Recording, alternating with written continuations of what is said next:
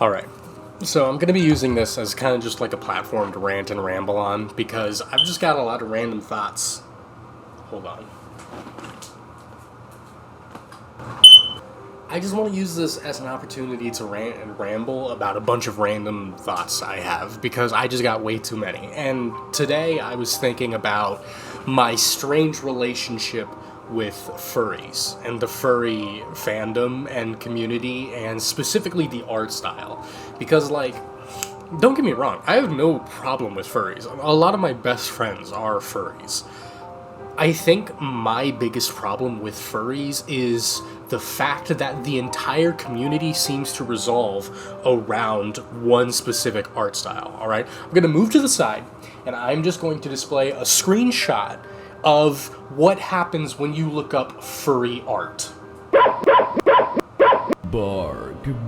So you see how furry art seems to have a very specific classification. There is a very specific thing that is considered to be furry art, alright?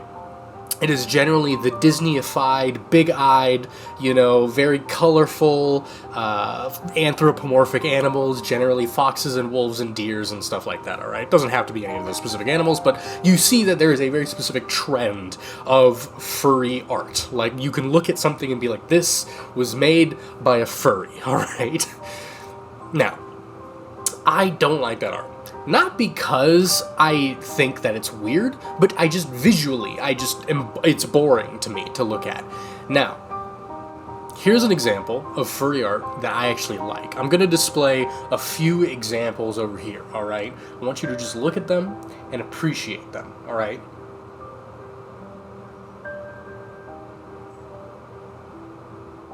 Technically, that is all furry art. Technically, that all classifies, it all falls under the classification of furry art. It is anthropomorphic animals who are, they're anthropomorphic animals. That's the definition of furry. But it doesn't feel furry, okay? Like, just because you watched, like, I don't know, insert furry Disney movie here.